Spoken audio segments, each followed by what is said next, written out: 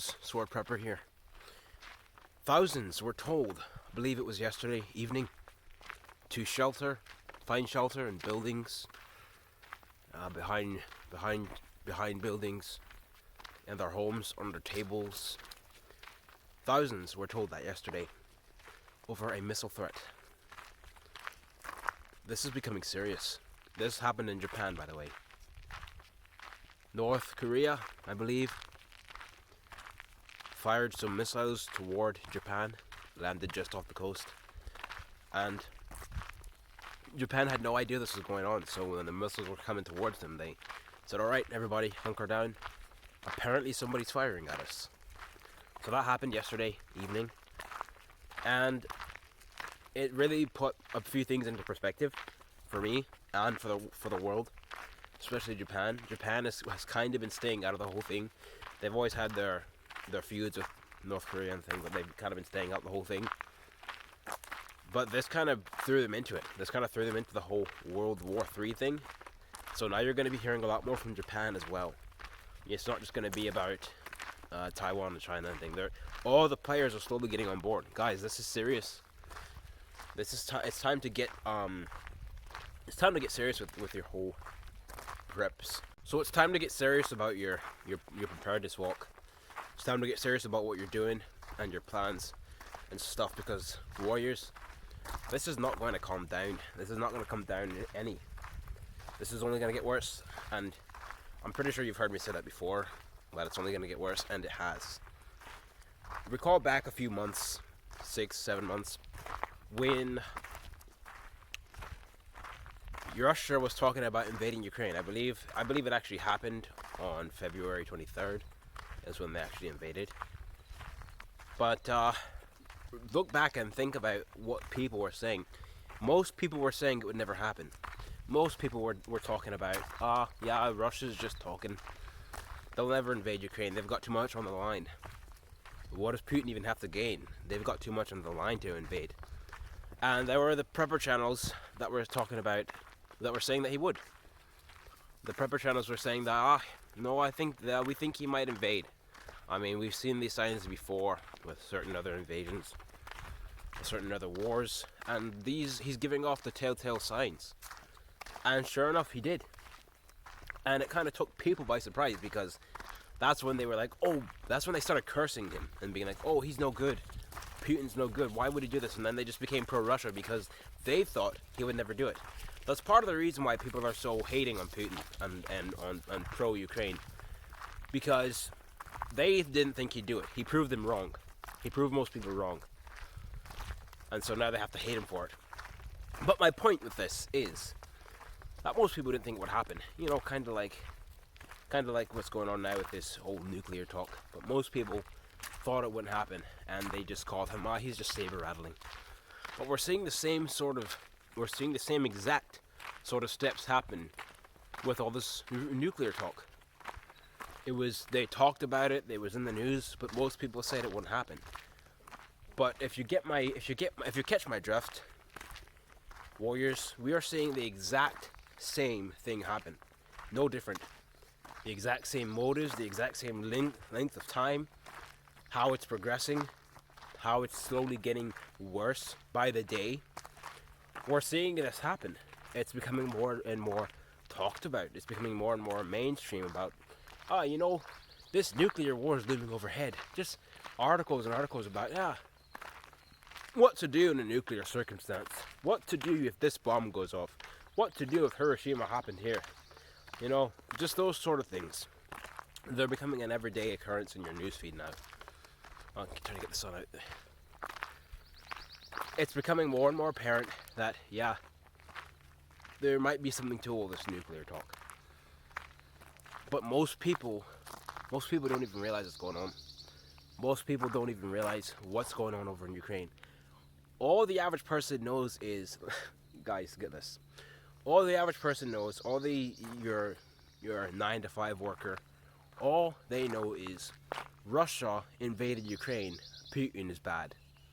That's all they know. They don't know the backstory of Ukraine. They have no idea what Ukraine has its hands in. They have no idea that part that Russia invaded actually used to be a part of Russia, and all of that stuff. They have no idea about the backstory behind what Putin is doing, and they just hate on Putin, hate on Russia. Now, I'm not saying I'm pro Russia. I'm not saying I'm pro Ukraine. I am pro America, or what America used to stand for anyway. But you see all these people and their channels coming out and just hating on Putin. You see these Christian prophetic channels coming out, and this is how you can tell when they're fake. This is how you can tell when there's Christian prophetic channels. This is how you can tell when they're fake. When they come out and start making God pro-Ukraine. When they come out and start making God talk like everyone else. Making God say things like everyone else. Making God pro-Ukraine and hating on Russia and talking about how Ukraine will get its vengeance. And if they picked up their Bible and read for at least 5 minutes, just read 2 books in.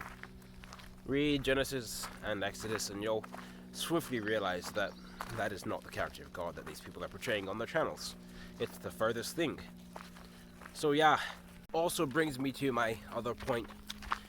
We shouldn't be looking to anyone to decipher things for us. Don't get me wrong, that doesn't mean that you can't go and watch things and decide for yourself. You can watch things and take cues and learn from other people, but the deciding factor needs to be all in you. The deciding factor needs to be all in here. You're supposed to be using this to decipher what's going on out there. Read your horizon, read your surroundings, and decipher what's going on for yourself.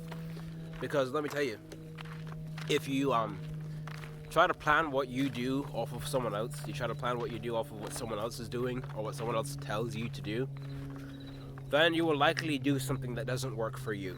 It would have worked for the person you listen to. It would have worked for the prepper or whatever news station you listen to. It would have worked for them, but implied in your situation, implied in your standings, wouldn't work for you. That's why you need to be the one to decide what you do in all this. There are too many false channels out there. Too many people that are only in it for the views, the money. But like I said, the whole nuclear talk's becoming a lot more mainstream. They're talking about it a lot more in the news. So I think we should be, kind of turning our eyes that way in our preparedness walk. I'm not saying throw all your money out, throw everything you have out and go prepare for a nuclear war. That's not what I'm saying. What I'm saying is you want to make sure you are prepared for that. Maybe move locations. If you're in a city, if you're in a hotspot where you know that it's predicted that if a nuclear war happens, your city would be in the line of fire, perhaps you should consider getting out of there. I know everybody can't just move. I know moving is very hard, especially in this day and age with the clown in the president's seat. But perhaps you should consider getting out of there because it's becoming too real. It's becoming too much of something that might actually happen. Just like we had the build-up with Russia invading Ukraine. It started out as talk. It started out as something that could happen but was far-fetched, and then slowly it became more real. And then people started talking about, well, if it happens, or when it happens even, and then it happened. The same exact thing is happening with this nuclear stuff. I'm trying to get that across. I'm trying to get that message out there that the same type of thing is happening with this. And once that happens, there's no going back. When Russia invaded Ukraine, there were still people that could leave. There were still people that could run out the door and hide. There were still people that could, jump behind a building and just hide there, or just leave the country. If you're caught in nuclear crossfire, if you're out there and you didn't leave and you didn't get ready, you didn't prepare yourself, and you're caught in a nuclear crossfire, you're done. You're done. That's it for you. If your family was there, that's it for them. You're wiped off the face of the earth. You don't get a restart. You don't get a second chance. You don't get to run and make yourself scarce. No, you're done. So get ready. Get your house in order. It's time to prepare, and it's time to realize whose side you're on, and realize why you're in the game. Stay out of the heat. Keep prepping, and I'll see you on the line of battle.